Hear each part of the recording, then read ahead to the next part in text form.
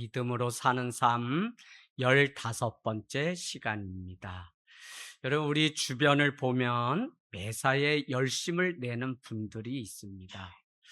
어떤 때는 이런 분들이 존경스럽고 부럽습니다. 그분들 때문에 교회나 어떤 일들이 진행되고 또 일이 되는 것을 보게 됩니다. 그런데 어떤 경우에는 그 열심이 문제가 되기도 하는 것을 봐요. 열심히 달리다가 길을 잃어버린 줄 모르고 계속해서 달리는 그 열심을 보게 됩니다. 그래서 중요한 것은 열심이 아니라 사실 오늘 말씀 제목과 같이 방향이 중요합니다. 방향이 틀리면 열심히 내면 낼수록 더 뜨거울수록 위험에 처하게 되기 때문에 그렇습니다.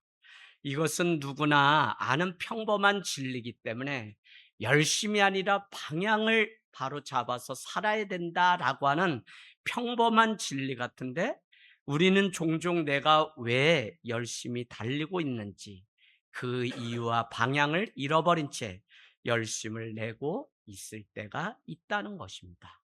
여러분, 내 삶에 괴로움이 찾아오고 힘든 일들이 있다면 우리는 한번 점검해 보아야 되는데, 그 많은 일도 내 삶의 방향이 세상을 향해 열심히 살지는 몰라도 하나님의 방향으로 가지 않기 때문에 괴로움에 처할 때가 있습니다. 또 중요한 한 가지가 있는데요, 내가 그 방향을 이미 설정해 놓고 그렇게 살아갈 때가 있어요. 그런데 이 방향이 잘못되면 평생 자기 신념과 생각에 붙들려서 살아갈 때가 있어요. 그래서 내가 얼마나 성령 가운데 열려있는 삶을 살아가야 되는지, 우리는 열려있다라고 하는 이것이 얼마나 중요한지를 다시 생각하게 됩니다. 여러분, 우리는 세례 요한을 이렇게 말씀드렸죠. 그는 늘 기다림에 익숙한 삶이었다. 왜냐하면 세례 요한에게 주님이 약속하신 말씀이 무엇이냐면, 누구에게든지 주의 성령이 그 머리에 임하게 되면 그가 세례를 베푸신 메시아인 줄 알라라고 말씀하셨기 때문에, 세례 요한은 일평생 성령을 기다렸을 뿐만 아니라 성령이 누구에게 임하는지를 늘 관심을 가지고 살았다는 거예요. 그러다 보니까 그의 관심은 처음부터 끝까지 누구에게 성령이 임하고 누가 그 성령을 받은 구원자 메시아 그리스도인지를 관심 갖고 살았다는 것입니다. 그러니까 여러분, 이 세례 요한의 삶은 계속적으로 우리가 그분을 기다리는 삶이었기 때문에 예수님의 그 제자들뿐만 아니라 많은 자들이 와서 너를 따르는 많은 사람들이 있는데 너는 누구냐고 계속적으로 1장에 보면 질문하게 될 때, 세례 요한은 나는 아무것도 아니다 라고 선포하게 되고, 요한복음 3장 30절은 그가 흥하고 나는 쇠해야 되겠다라고 하는 공적인 마지막 선언을 통해서 그는 이 땅 가운데 사라지게 됩니다. 그 일은 무엇이냐면, 세례 요한도 훌륭하고 탁월한 사람임에도 불구하고 그의 최종 목적과 방향은 무엇이냐면, 자기가 이 땅 가운데서 존경받는 삶이 아니라 그는 없어지고 오히려 예수 그리스도가 드러나는 삶이 목적이었기 때문에 그 방향대로 그는 한 번도 주저하지 않고, 그래서 요한복음은 우리에게 세례 요한이 3장으로 끝나는 그 이유가 무엇이냐고 묻는다면, 그 많은 표적을 통해서 바로 예수 그리스도가 누구인지를 더 많이 할애하기 위해서 세례 요한의 이야기는 짧게 끝이 납니다. 그런가 하면 7가지의 그 표적이라고 하는 것은 결국 예수 그리스도가 누구신지를 드러내기 위한 사인, 표적이라고 말씀드렸는데, 더 중요한 것은 이 많은 7가지의 표적은 결국 하나님의 나라가 무엇인지를 우리에게 가르쳐 줘요. 예를 들면 하나님의 나라에는 부족함이 없어야 되는데, 하나님의 나라에는 그 혼인잔치가 계속되어야 되는데, 포도주가 떨어진 그 사건을 통해서 결국 이 일을 완성시키시고 해결하실 분은 예수님이심을 우리에게 드러낸 것이 바로 첫 번째 표적. 하나님의 나라가 임하면 아픈 자도 없고 모든 자가 자유해야 되는데 왕의 신하의 아들이 아파서 세상적인 방법을 다 동원해서 이렇게 저렇게 했지만 그 방법을 찾지 못할 때 바로 하나님의 나라는 예수 그리스도가 오셔야만 해결됨을 우리에게 가르쳐줘요. 하나님의 나라가 되면 먹고 모든 것이 남는 역사가 있어야 되는데 오병이어의 사건을 통해 하나님의 나라, 우리의 이 목마름을 해결할 수 있는 분은 오직 예수 그리스도밖에 없다는 그 사실을 드러내는 것이 바로 7가지의 사건이라는 것이에요. 그러고 보면 여러분은 우리에게 세례 요한이 놓치지 않았던, 이 요한복음이 한 번도 놓치지 않았던 그 사건은 다른 데 있지 않고 바로 예수 그리스도가 누구신지를 드러냈다고요. 다시 한번 복습으로 가볼까요? 요한복음 20장. 이 요한복음을 기록한 목적을 우리에게 기록해 놓았는데요. 요한복음에 이렇게 기록해 놓았습니다. 30절, 31절. 요한복음 20장 30절, 31절. 같이 읽습니다. 시작. 예수께서 제자들 앞에서 이 책에 기록되지 아니한 다른 표적도 많이 행하셨으나 오직 이것을 기록함은 너희로 예수께서 하나님의 아들 그리스도이심 믿게, 또 너희로 믿고 그 이름을 힘입어 생명을 얻게 하려 하십니다. 왜 오늘 요한복음을 기록했냐면 뭐라 그랬어요? 하나님의 아들이 바로 예수 그리스도이심을 드러내고 그분을 믿고 영생을 얻게 하려고 이 요한복음을 기록해 놓았다는 거예요.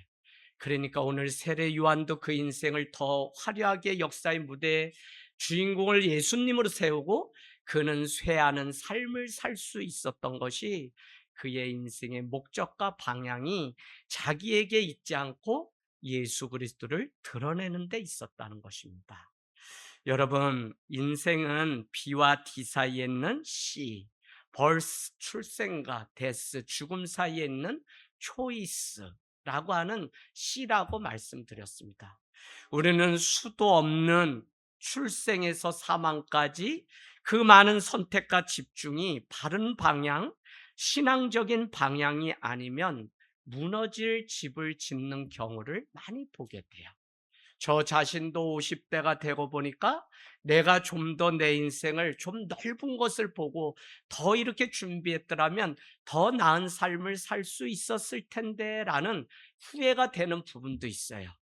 그런 면에서 이제는 돌이킬 수 없는 것을 보면 한 번 주어진 그 인생의 방향을 누구와 어떻게 살아가는지는 우리가 평생 고민해야 되지만 특별히 이 신앙에 있어서 그 방향과 목적이 주의 말씀 예수 그리스도가 아니면 무너질 집을 우리는 짓게 되는 것이죠. 여러분, 오늘 우리에게 주신 이 말씀은 오병이어 사건이 일어나게 되죠. 그리고 그 이튿날 무슨 일이 일어나게 됩니까? 오병이어 사건과 왕의 신하의 아들 등 많은 사건들은 여러분 베데스다 연못가 그 38년 된 병자를 고쳤던 많은 사건 뒤에는 언제라고 기록해 놓았어요? 안식일이라고, 더 중요한 것은 뭐래? 유월절이라고 기록해 놓았습니다. 그러니까 유월절은 그 첫 아들이 살기 위해서 임방 문설주에 예수 그리스도의 피를 바르는 사건인데 바로 이 사건을 통해서도 이제는 영원한 생명을 보존하는 방법은 예수 그리스도밖에 없다는 사실을 우리에게 가르쳐 주기 위해서 이 사건들은 대부분 유월절에 기록해 놓았어요. 그러고 보니까 여러분, 이 요한복음이 처음부터 끝까지 계속 시작과 끝이 예수 그리스도이심을 우리에게 가르쳐 주었죠. 그래서 그 이튿날 오병이어 사건을 본 그 이튿날 우리는 지난주에 보아서 잘 아시다시피 많은 사람들은 이 사건을 통해서 14절에 가보세요.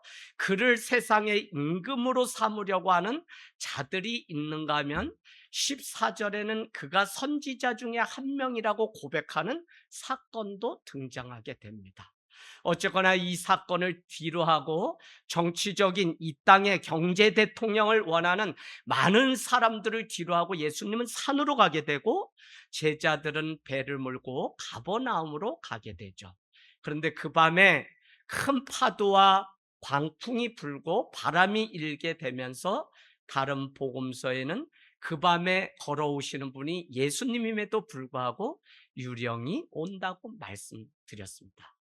왜 이 사건이 중요하다고 말씀드렸냐면 이 표적과 기적을 많이 보았지만 사실 그 위에 중요한 것은 보았다면 그리 살아가는 그 삶이 중요한데, 믿음의 삶이 중요한데, 그들은 오병이어의 이 기적 그 이상의 삶을 생각하지 못했기 때문에 여전히 두려움 가운데 빠져 있어요. 그래서 지난주 여러분 소그룹을 통해서 우리 인간에게 오는 가장 큰 약한 것이 무엇이냐면 바로 고통이 두려움. 그래서 성경은 우리를 잘 알기 때문에 너 두려워하지 말라고 한사코 신구약이 말씀하는데, 사실은 우리에게 하나님의 영광은 언제 임하냐면 모든 일들이 기도의 응답이 이루어지고 주의 능력이 드러나는 그때에 하나님의 영광이 임하지만, 우리 편에서 볼 때는 내 삶의 두려움이 오고 내 삶의 실패와 내 삶의 연약함을 보는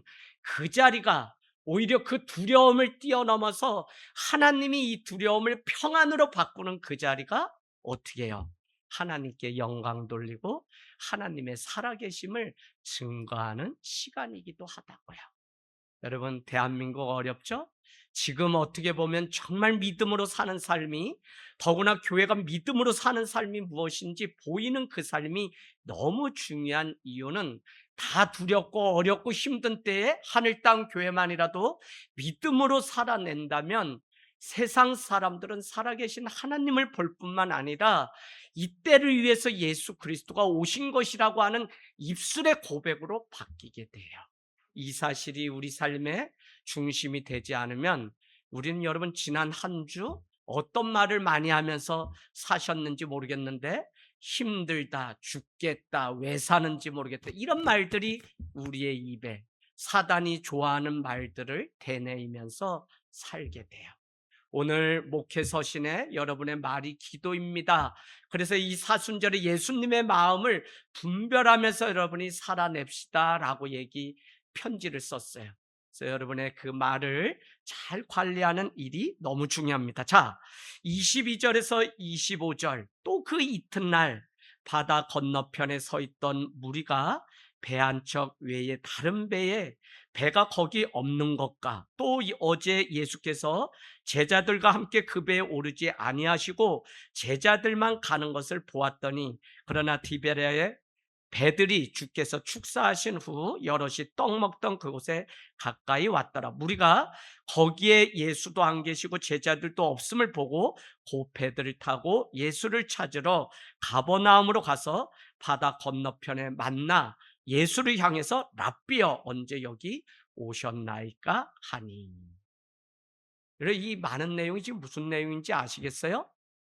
자, 예수님의 기적이, 오병이어 그 사건이 일어난 그곳에 소문을 들었던 사람들이 찾아갔더니 거기에 예수님도 계시지 않고 정박해 있던 배 한 척도 없어요.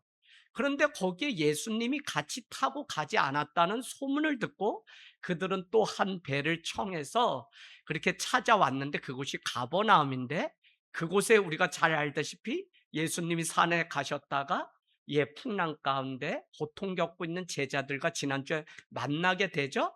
그래서 그곳에 이 소문을 듣고 온 사람들이 그곳에 있었고, 또 그 한 부류는 누구였겠어요? 또 한 부류는 예수님의 오병이어 기적 사건을 직접 눈으로 봤던 사람들도 여기 같이 섞여 있는 거예요. 그런데 오병이어 사건을 직접 봤던 사람들은 14절에 선지자 중에 한 명입니다 라고 그렇게 고백했다면, 오늘 이들 소문을 듣고 온 자들은 25절에 보니까 랍비여, 당신이 여기 언제 오셨습니까? 라고 묻는 장면을 우리는 보게 돼요.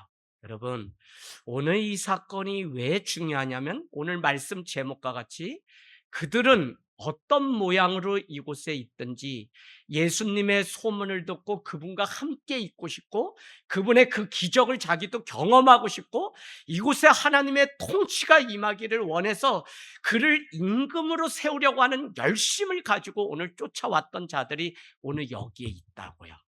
그런데 오늘 중요한 일은 그들이 열심으로 왔다고 해도 쫓아오는 그 열심을 보였다고 해도 그 열심의 방향이 잘못된 것이라면 그것은 신앙이 아닐 수 있다는 사실을 우리가 오늘 생각해 보려고 해요.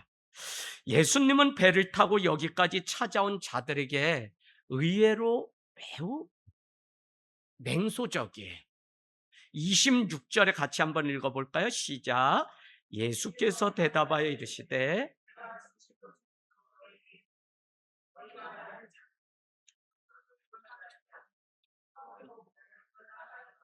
네. 오늘 이 말씀을 누구에게 했다고요? 나를 따르던 제자들에게 또한 이 오병이의 기적을 소문을 들었던 무리들에게 그들이 열심을 내어 여기까지 노를 저어서 가버나움 예수님 계신 곳까지 찾아왔는데 정작 예수님의 말씀은 이랬다는 것입니다. 여러분, 이 표현을 통해서 우리는 26절에 예수님이 오늘 자기를 쫓아온 자들을 향한 열심, 그것 너머에 바라는 기대가 있었다는 사실을 우리는 알 수 있어요. 때로는 목회자들이 여러분과 같이 한 사람 한 사람을 목회하면서 이분의 수준이 여기 정도의 믿음인데 때로는 그 이상이 오래 자라길 원하고 이제는 목회자뿐만 아니라 하나님의 마음을 아는 자가 되어서 열심을 내기를 바라는 그 마음이 저에게도 있어요. 그래서 오늘 예수님이 26절처럼 뭐라고요? 대답하여 이르시되 내가 진실로 진실로 너희에게 이르노니 너희가 나를 찾는 이유는 표적을 본 까닭이 아니고 떡을 먹고 배부른 까닭이다 라고 하는 거예요.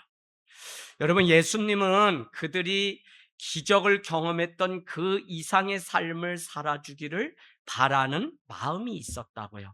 그들이 배부름이 전부가 아니길 바랬다고. 다른 말로 말하면 오병이어의 이 사건이 하나의 기적, 미라클을 일으킨 그 사건이 아니라 오늘 이 오병이어의 이 사건은 가장 중요한 게 뭐냐면 이 사건을 통해서 무엇을 보기를 바라는지 사인, 그 표적이 의미하는 것이 무엇인지를 알기를 원했다는 거예요. 그런데 그들은 예수님이 누구신지 진실로 알고 따르기를 바라는 예수님의 기대와 달리 살았기 때문에 너희가 오늘 나를 따르는 그 이유는 표적, 그것을 통해서 예수 그리스도가 누구신지를 보는 그것 때문이 아니라 오히려 이 배고픔 가운데 배부른 까닭으로 나를 쫓는 것이다 라고 예수님은 이 사람들을 이렇게 직관해서 관통했다는 거예요. 여러분, 이게 오늘 나랑 무슨 상관이에요? 얘들아, 이게 오늘 나랑 무슨 상관이 있을까요? 예수님이 오병이어 사건으로 그들을 배부르게 하시는 분이 아니라 그들이 예수님이 누구신지를 알고 이제는 말씀 앞에 진실로 따르고 살아가는 믿음이 되기를 원했다고요.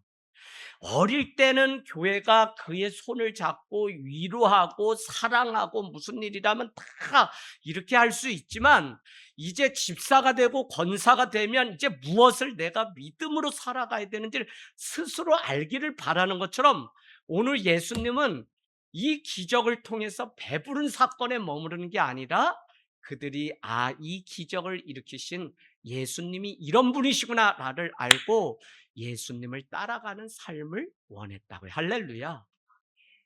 여러분, 이 말씀 너무 중요해요.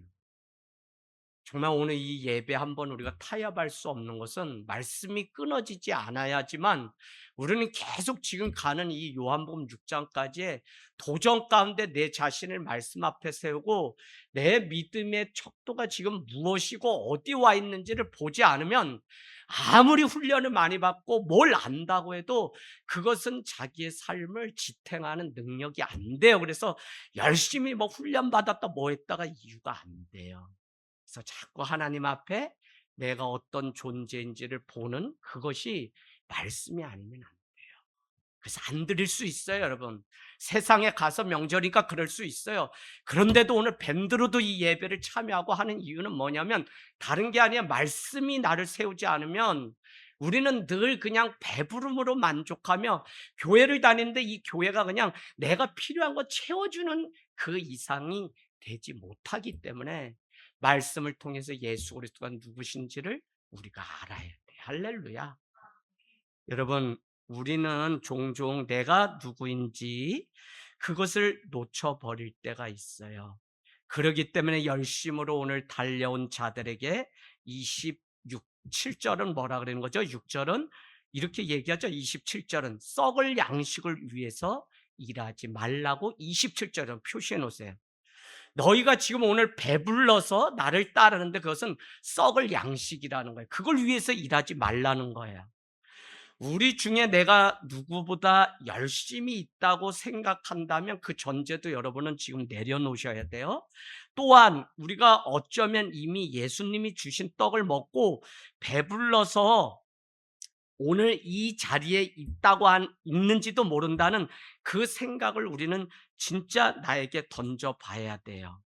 여러분, 예수님이 주신 떡을 먹고 배불러서 따르는 그 삶일지도 모른다는 거예요. 우리는 이미 예수님으로 인해서 배가 불러요. 그런데 그 배부름을 유지하고 싶어서 오늘 예수님을 따르고 있는 자는 아닌지 자기 자신을 냉철하게 봐야 돼요.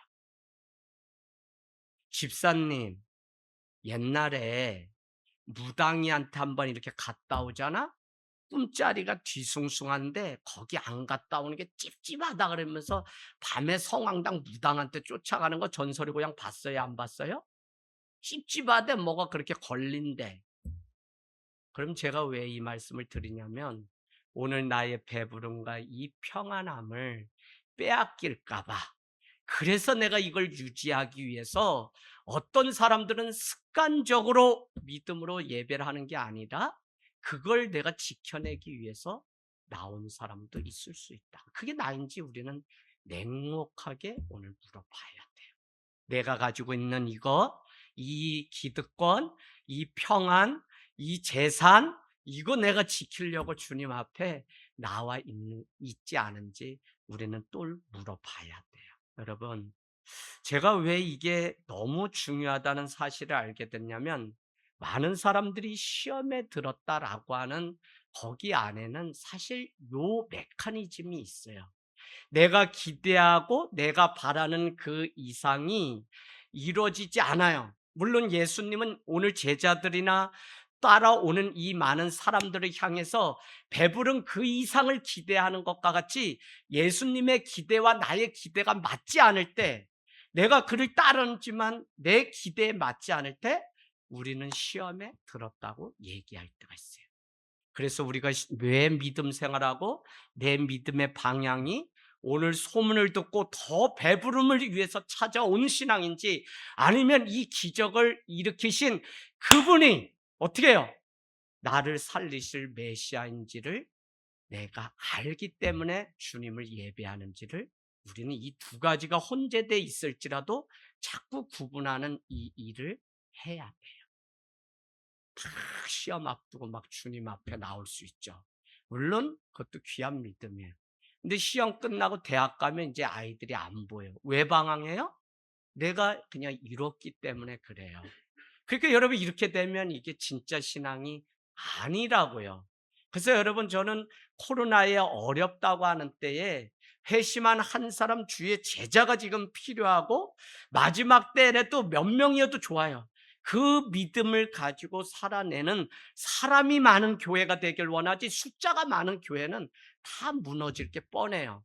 왜? 내 기대와 내 이상을 그 주님이 충족시켜주지 않았다는 마음에 떠난다고요. 그래서 여러분 우리는 오늘 배불러서 예수님을 찾고 있지 않은지 이 안전을 보장받기 위해서 따르고 있지 않은지를 스스로 늘 물어봐야 돼요. 그것과 내가 정말 그분이 구원자라고 하는 그 믿음 때문에 그분을 존경하고 경외하기 때문에 따르는 이것은 전혀 다른 것이에요. 나는 어떤 이유인지 내 자신을 오늘 예배를 통해서 또 물어봐야 돼. 여러분, 우리는 배불러서 예수님을 따르는 것과 배부르게 하신 그분이 예수님이기 때문에 따르는 것은 구분하기가 어렵지만 전혀 다릅니다. 사실 이 일을 구분하려면 예수님과 함께라면 우리는 떡이 없어도 예수님을 따라야 돼요.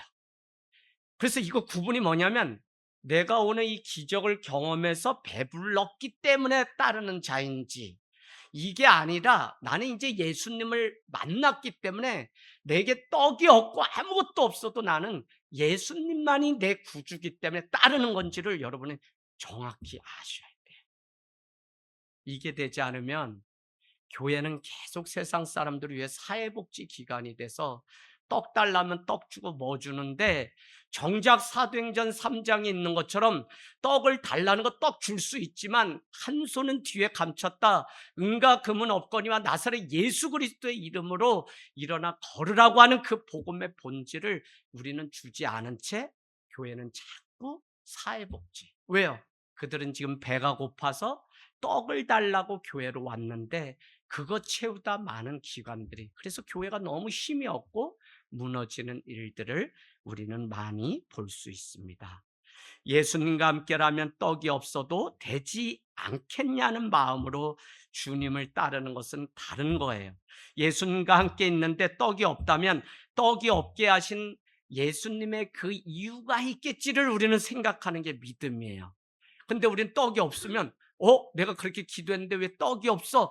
나 왜 대학에 떨어졌어? 나 왜 직장이 안 돼? 많은 이유로 우리는 주님을 배신할 수가 있어요.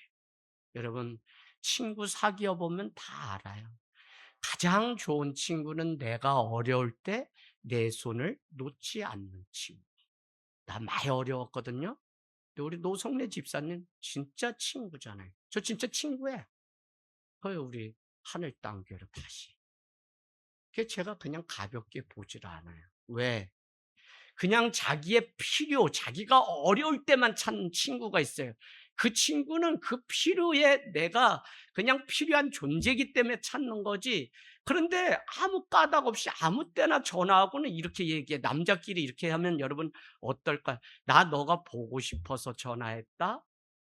성우야, 이제 그런 말 하지 마. 너랑 나랑 50 넘어가지고 그런 말 하면 남이 동성인 줄 알고 오해. 성우야, 그건 아니야. 이거 전화기 상으로라도 그런 말 하지 마. 내가 농담으로 그러는데 그냥 이유 없이도 늘 보고 싶고 친구의 소식이 그립다면 그게 진짜 친구인데, 우린 그게 아니라 자기가 필요할 때만 찾는다면 그게 아니라고요. 마치 예수님과도 배불리 주는 떡이 아니어도 예수님을 이젠 만났기 때문에 그분이 아니면 내가 살 수 없는 존재라는 사실을 알게 되어서 따라간다면, 오늘 우리 아이들이 본질적인 걸 이제 알았다고 하는 게 난 너무 기뻤는데, 그런 거예요. 신앙생활의 이 본질.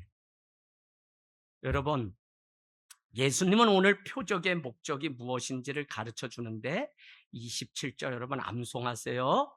썩을 양식을 위하여 일하지 말고 영생하도록 있는 양식을 위하여 하라. 이 양식은 인자가 너희에게 주리니 인자는 아버지 하나님께서 인치신 것이니라. 그러니까 여러분, 오병이어 기적은 썩지 않게 하실 영원한 양식을 위하여 살라고 준 메시지가 그 안에 있었다는 거예요. 배부름을 넘어서 영원한 양식을 사모하게 하려고 주님은 오늘 우리에게 오병이어의 기적을 보여주셨다는 거예요. 배부름을 넘어서 영원한 양식을 사모하는 그 일, 썩을 양식을 위해서 일하지 말라고 하는 그것은 무엇이냐면 그것에 영원함이 없는데 영원성을 부여하지 말라는 거예요. 여러분, 이해돼요?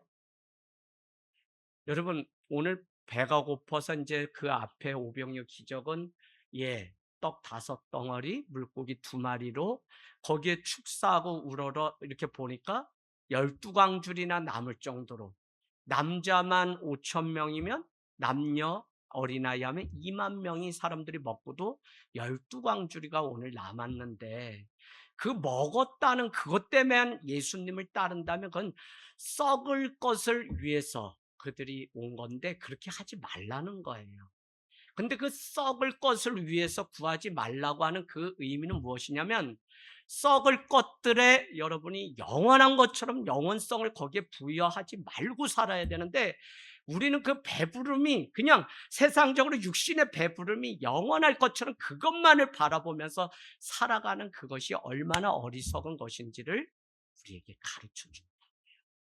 그래서 오늘 기적이 아니라 기적 뒤에 감춰두신 하나님의 그 일을 우리에게 보라는 것인데 오늘 여러분 그런 의미에서 금방 지나가고 없어질 것들을 위해서 살지 말라는 거예요.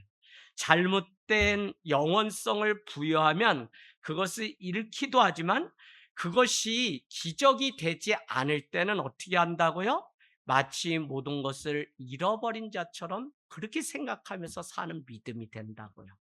영원하지 않은 것을 위하여 사는 열심을 멈추라는 의미이기 때문에 제가 믿음은 방향이라는 거예요. 아시겠어요? 오늘 예수님을 쫓아서 여기까지 그 소문 때문에 오는 열심이 있었잖아요. 그런데 그들이 만약에 이 배부름 때문에 따랐다면 그들이 구하는 것은 영원하지 않은 것이기 때문에 그들이 구하는 그것은 곧 썩어 없어질 것이기 때문에 그것을 또 주지 않게 되면 그들은 시험에 들었다 하며 예수님을 떠나는 일들이 생긴다고요. 그래서 여러분 아무리 그것이 예수님 안에서 이루어진 일이라고 해도 그것이 주는 목적이 잘못된 방향이라면 오늘 우리에게 멈출 것을 말씀하고 있어요. 오늘 우리의 신앙생활이 잘못되는 것은 열심이 없어서가 아니에요. 신앙 자체의 목적과 방향을 잘못 정해 놓았기 때문에 한 번도 진실로 오늘 예배를 드리고 이 자리에 머문다는 것이 오늘 이 자리에 머물러서 우리가 그리스도인이 된다는 것이 이젠 그리스도로 산다는 것이 무엇인지를 진지하게 주님 앞에 묻고 내가 그런 삶을 살아가고 있는지를 우리는 생각하고 지금 점검을 해야 되는데 그냥 아침에 엄마 때문에 누구 때문에 그냥 오는 자리라면 여러분은 계속적으로 내 체면과 내 무엇을 위해서 이 자리에 나와 있을 수 있죠. 그러나 그것은 영원하지 않은 그냥 잠시 잠깐 자기의 그걸 위해서 있는 거예요. 그래서 여러분 자기 믿음 정직해야 돼요. 예배 앞에 오면 정말 주님 앞에 다 두르지 말고 그동안 내가 몇십 년 신앙생활하고 모태신앙이고 이런 거 다 이제 버리고 정말 내가 무엇으로 사는 사람인지를 스스로 보지 않으면 여러분 여전히 돈 쫓아가고 여전히 명예 쫓아가고 여전히 사람들의 인정의 욕구 때문에 그렇게 살아가요. 그래서 아무리 야곱이 아내를 위해서 7년을 수일같이 살았다고 해도 팀 켈러는 그것이 엄청난 우리는 아내를 향한 사랑이라고 우리는 해석하면서 여태까지 왔는데 팀 켈러는 그것이 아니라 어머니에 대한 모성애가 너무 크기 때문에 그 안에 우상이 있는데 다른 신이 있는데 그게 뭐냐면 사랑이라고 하는 것도 우상이라는 거예요. 그래서 일찍 나왔어야 되는데 그는 오랜 세월을 그의 어머니와 똑같은 사랑을 갈구하기 위해서 한 여인, 이 여인도 아니다, 이 여인이다 해서 그 많은 세월들을 그가 보냈다는 거예요. 그래서 가만히 생각해 보면 우리 안에 이 먼지가 좀 가라앉고 보면 흙물이 가라앉으면 내 자신만 보이게 되는데 그때 내가 지금 기도하는 거, 내가 오늘 예배하는 거, 내가 오늘 정말 뭐 이렇게 헌금하고 막 하는 이런 모든 게 누구와 비교해서 내가 그거에 떨리지 않기 위해서 내가 하는 거라면 그거 오래 못 가고요. 그런데 내가 하나님을 만났기 때문에 내 생일을 다 드려도 아깝지 않기 때문에 내가 시간을 드리고 뭔가 내 인생을 드린다면 그게 진짜 신앙이지 그렇지 않으면 다 하는 척 하다가 마는 거예요. 여러분 이 싸움에서 싸워내지 못하면 그냥 뭐 겁주고는 게 아니라 마지막 7년 대환란과 같은 때에 이 자리에 있을 자가 없어요. 그건 저도 그래 똑같아요. 그래서 우리는 본질로 돌아가야 되고, 그래서 우리의 목적과 방향이 너는 오늘 왜 이 자리에 있고 너는 뭘 예배하기 위해서 그 어려운 시간들을 들여서 잠을 깨우면서 이 자리에 있는지 냉철하게 물어봐야 돼. 그래서 그게 맞다면 오늘 이 시간 여러분은 예수 그리스도로 다시 깨어나서 어떻게 얻은 인생인데 하고 다시 힘을 얻어서 그분을 붙잡고 사는 삶으로 바뀔 거예요. 근데 그게 아니면 그냥 우리는 왔다 갔다 하는 인생이 되고 마는 거예요. 전 그게 싫어요. 우리 아이들한테 일부 때도 제가 얘기했어요. 너네 기본적으로 그래도 사람과 사람 사이 예의가 있는데 하늘 땅 괴가 모든 것을 다 귀하게 여긴다고 너 여기서 다 보여. 핸드폰하고 문자하고 다 보여. 그래도 내가 다 눈 감아주는데 누군가가 예배하는데 방해가 된다면 너희도 그건 기본이 안 된 거지. 그 사람은 훌륭할 수 없다. 그래서 문자를 제가 몇 명한테 줬어요. 너네 예배하자. 어제 사건이에요. 놀라지 마세요, 집사님. 놀라지 마세요. 집사님네 박주한 청년만 네 하고 문자. 주한이 기 잡아당기고 좀 이걸 찍고 막 그러지 좀 마세요. 나 여기서 예배할 때 막 물 먹으러 가면서 뱃을 담고 막 오지. 집사님 또 손에 막 이러고 허리 아프다고 막 이러지. 여기서 설교하면서 나 엄청나게 싸우면서 하는 거야. 또 조는 분 있으면 이거 깨우지. 시티에서 전화가 왔어. 목사님, 왜 목사님 잘 하는데 중간에 이걸 치냐는 거야. 나 버릇됐다. 이렇게 예배 와서 말씀 따라가야 했는데 하다가 자꾸 눈이 뒤로 넘어가면서 나인데 해서 잠 깨우냐 그런다. 평상시에도 오시면 막 어렵게 오셨는데 아이 주무셔도 되는데 막 말씀이 그냥 깊어지면 이분의 잠은 더 깊어져. 그러니까 그 깨우냐고 이 버릇이. 두 가지 버릇이 있는데 박수 치면서 깨우는 거 집중하라는 의미죠. 또 한 가지는 난 목이 아예 쉬었다. 그 왜 쉬었다 그랬어요? 권사님이 오셔야 되는데 왜 안 오실까 하고 자꾸 저쪽을 이렇게 삐딱하게 보면서 설교를 하니까 목회하는 동안 목이 자꾸 쉬어요. 이렇게 저 문만 보니까. 여러분 정말 저는 여러분이 그 복음을 만나서 정말 다른 삶을 살고요. 이건 뭐 늦지 않았어요. 지금이라도 정말 배부름을 위해서 썩을 양식을 위해서가 아니라 정말 내 인생 가운데 하나님이 오셔서 나를 빚으셨대. 뭘로? 흙으로. 그리고는 거기에 르하우 생기를 불어넣었더니 내가 말도 하고 걷기도 하고 이제 우리 사람의 모습이 되었다는 거예요. 이거 얼마나 대단한 사. 근데 내가 째째해요? 내가 그냥 막 살아도 돼요? 그럴 수 없어요. 그렇게 산다고 생각하는 그거에 타협하는 내 자신이 얼마나 초라한지 그거를 우리는 경계해야지. 사람들이 나를 어떻게 생각하고 뭐 어떻게 이런 거에 여러분 연연할 필요가 전혀 없어요. 그거는 아직도 내 자신을 내가 사랑하지 않는 이유. 여러분 간혹 생각할 때가 있어요. 우리가 영원하지 않은 것에 빠져서 영원을 부여하는 것은 내 인생을 어그러지게 만드는 일뿐만 아니라 영원하신 하나님을 부인하는 일이에요. 그분의 마음을 아프게 합니다. 그래서 저는 여러분이 예배를 드리고 이 자리에 나와서 주의 말씀을 지금 제가 전하는 게 아니라 주의 말씀을 듣는다는 그 마음으로 이 한 시간을 놓칠까, 이 한 시간 늦을까 막 노심초사하는 그 열심이 우리에게 있어야지. 다른 것에 우리가 열심히 있는 방향이면 그거는 여전히 체면치레의 신앙의 불가예요. 여러분 오늘 돈이든지 명예든지 사랑이든지 열심일지라도 그것이 나를 인정받고 내세우려는 열심이라면 자기 만족은 될 수 있어도 믿음의 길은 아닙니다. 왜냐하면 그 열심을 그 누군가가 인정해 주지 않게 되면 뭐가 찾아오게 되냐면 분노가 찾아와요. 그래서 이게 내 열심인지 하나님을 믿는 믿음 때문에 하는 열심인지는 구분하기가 너무 쉬운데 그것은 내가 설정해 놓은 내 인생의 목적과 방향에 대해서 누군가 이렇게 저렇게 참견하면 기분이 나쁘다. 그러면 그건 자기가 설정해 놓은 거예요.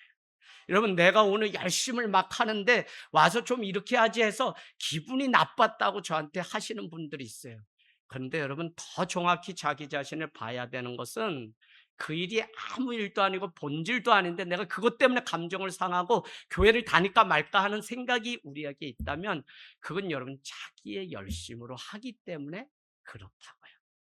여러분 1인 1사역이 우습게 보이나요? 그렇게 하면 못해요. 정말 내게 주어진 이 길이 주의 이름을 드러내는 일이라고 믿기 때문에 누군가는 그냥 물을 버리고 컵을 닦고 누군가는 화장실 청소를 하고 하면서 같이 세워져 나가는 하나님의 나라지, 이것이 해도 말고 안 해도 되면 여러분 예배도 우리는 할 수가 없어요. 그래서 여러분 늘 여러분의 그 본질이 어디에 있는지를 늘 생각해 봐야 되는데, 하나님 나라가 먼저가 되면 그 어떤 평가나 점수로부터 우리는 자유해지기 시작하는데, 세상이 정해놓은 성공의 틀에서 우리는 비로소 벗어나게 돼요. 그러면 우리가 믿음을 예수 그리스도라고 하는 그 방향을 향해 갈 수 있어요. 근데 사람들은 절대적이지 않은 것을 절대적인 것처럼, 영원하지 않은 것을 영원한 것처럼 느끼면서 집착하면서 살아갈 때가 있다고요. 여러분 썩을 양식을 위하여 일하지 말라고 하는 그 말씀을 들은 사람들은 지금 예수님과 함께 있고 예수님을 통치자로 여기며 그를 임금으로 삼으려고 하는 자가 오늘 이 자리에 있어요. 예수님을 그러나 찾았지만 실제로는 예수님을 누릴 수 있는, 예수님으로부터 누릴 수 있는 혜택과 만족을 찾아온 거예요. 그 만족과 혜택이 없어도 예수님을 따를 수 있어야 되는데 그렇지 않을 수 있다. 그래서 기대와 만족을 위해 예수님을 따르면 내 기대와 만족이 이루어지지 않을 때 떠나게 돼. 여러분 많은 사람들이 우리의 공동체에 찾아와요. 어제도 한 분이 오시겠다고. 사람이 몇 명이냐, 청년이 몇 명, 결혼 안 한 사람 몇 명이냐. 아마 자녀 결혼을 시키기 위한 것인지 뭐 이런저런 이유로 문의를 하세요. 그러면 뭐 얘기를 있는 그대로 해요. 근데 뭐 끊을 때면 오신다 안 오신다 이미 견적은 다 나오죠. 그런데 정말 예수님이 있고 그곳에 정말 복음이 있는지에 대해서 묻는 사람은 한 사람도 없다는 거예요. 그러면 자기가 설정해 놓은 기대와 그 이상을 만족시키기 위해서 이곳저곳을 다니는데 그 기대에 미치지 못하면 그는 공동체를 떠나게 돼요. 그래서 여러분 이것은 그냥 성경의 이야기가 아니라 우리가 정말 예수를 따르는 일이 썩을 양식 배부름을 위한 것이라면 그것이 채워지면 다 떠나요. 그럼에도 불구하고 교회는 또 나누고 또 이렇게 손잡아 주지만 어쩔 수 없는 일이에요. 그 고민이 늘 저에게도 있어요. 그럼에도 불구하고 또 손 내밀고 또 선교비를 지출하고 많은 일들이 있지만 결국은 마지막에 복음만이 그 인생을 바꿔요. 자, 오늘 삶의 동력이 예수님이 아니라 예수님으로부터 오는 혜택을 누리려고 하는 마음이 크다면 여러분 교회다움, 성도도 성도다움, 목회자도 목사다움, 다움이라는 게 있어요. 회복은 뭐냐면 다움을 회복하는 건데 오늘 그 다움을 우리는 잃게 돼요. 예수님 믿고 교회 가면 어떤 혜택, 그 혜택이 구원의 일과 상관이 없다면 결국은 그는 주님을 떠나게 되고 다음을 상실. 그래서 오늘날 교회가 회복해야 되는 게 뭐냐면 교회 다음이 회복돼야 돼요. 지금 다른 건 뭐 이것저것 많은 거 자랑이 중요한 게 아니라 교회가 그 구원을 이뤄가고 영혼이 치유받고 내가 치유받고 회복돼서 그 일을 만방에 전하는 주의 제자의 이 일이 회복돼야 되는데 지금도 교회는 여전히 그냥 유아기적이고 어떨 때는 그냥 자기의 필요가 채워지지 않으면 말을 하고 이런 곳이 교회가 됐는데 코로나 이후에 이제 다 드러나 버렸잖아요. 그러면 하늘 땅 교회 여러분 정말 올해 이 다움이 믿음 다움이 회복되면 하나님은 거기서부터 이 교회를 부흥시키시고 하실 일을 이곳이 아니라 만방에 퍼지게 하시는 일들이 있다는 거예요. 오늘 묻습니다. 28절 그들이 묻되 우리가 그러면 어떻게 해야 됩니까? 그렇다면 우리가 어떻게 살아야 됩니까? 라고 물었더니 영원토록 남는 양식을 위하여 하는 일을 택하라는데 여러분 중요한 게 영원히 남는 양식을 우리가 하라는 거예요? 그분이 하셨다는 거예요. 그분이 하셨다는 거예요. 그럼 우리가 할 일은 뭐라는 거예요? 그분이 우리에게 영원히 썩지 않는 그 양식을 행하셨는데 우리는 그 사실을 알고 그분을 믿고 그분을 아는 것, 그게 우리가 할 일이에요. 지금 이해되세요? 왜 교회가 말씀을 알고 예수 그리스도 그분의 속성을 알고 그분을 진짜 만나야 되냐면, 하늘 땅 교회 이것저것 복지 뭐 다 하는데, 사랑도 주고 다 주고 위로도 하고 권면도 하고 다 하는데, 정말 교회가 힘써야 되는 일은 뭐냐면 그분을 알고 그분을 믿는 거예요. 이게 요한복음 17장 4절에는 뭐라고 얘기하냐면, 영생은 참 하나님과 그분의 아들 예수 그리스도를 아는 것이다. 야다. 아는 것이 우리가 영생을 얻는 일이며 그 일을 해야 된다. 그러니까 여러분, 올해 거두절미하고 정말 주의 말씀을 알고 주님이 어떤 분인지를 아는 그 일에 우리가 힘을 쓰고 그분을 닮아가는 한 해가 되기를 원합니다. 29절, 예수께서 대답하여 이르시되 하나님께서 보내신 일을 믿는 일이 하나님 일이다. 썩지 않는 거 영생에 이르도록 우리에게 주셨는데, 그 표적을 통해 결국 우리는 하나님을 믿는 일이, 그게 하나님의 일이에요. 알고 믿는 그 일에 날마다 거하는 저희가 되기를 주님의 이름으로 축복합니다. 아멘.